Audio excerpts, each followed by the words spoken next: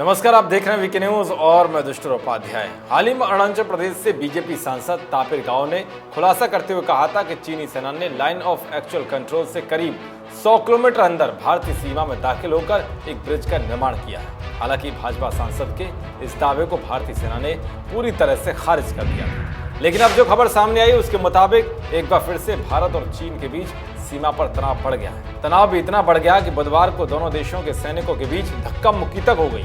ये घटना पूर्वी लद्दाख की है। सूत्रों के मुताबिक दोनों पक्षों के बीच काफी देर तक धक्का मुक्की होती रही। ये भिड़त 134 किलोमीटर लंबी पैंगोंग झील के उत्तरी किनारे पर हुई। यहाँ 1/3 हिस्से पर चीन का नियंत्रण है। अब सवाल यह है कि दोनों देशों के सैनिकों के बीच धक्का मुक्की की नौबत क्यों आई। तो आपको बता दें कि यह घटना उस वक्त हुई जब बॉर्डर पर भारतीय सेना पेट्रोलिंग कर रही थी। पेट्रोलिंग के दौरान भारतीय सैनिकों का सामना चीन की पीपुल्स लिबरेशन आर्मी के सैनिकों के साथ हुआ।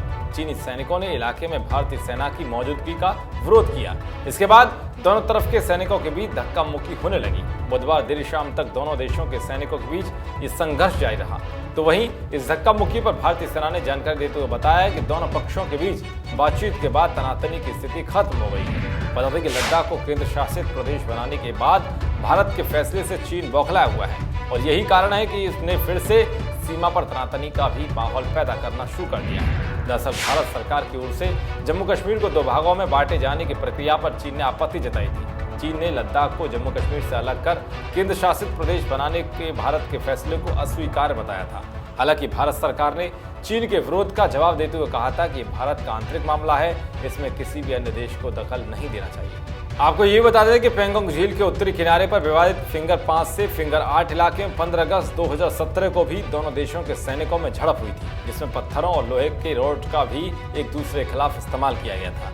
और इसी साल सिक्किम, भूटान, तिब्बत सीमा पर डोकलाम में दोनों सैनिकों के बीच काफी दिनों तक तनातनी रही थी। दोनों देशों की सेना 73 दिनों तक यहाँ आमने सामने रही थी। राजनीतिक बातचीत के बाद ये तनाव खत्म हुआ था। जिस तरह से चीन सीमा पर फिर से तनाव पैदा करने की कोशिश कर रहा है, उस पर आपकी क्या राय है, कमेंट बॉक्स में जरूर बताएं। देश और दुनिया की तमाम खबरों को पाने के लिए देखते रहिए वीके न्यूज। शुक्रिया।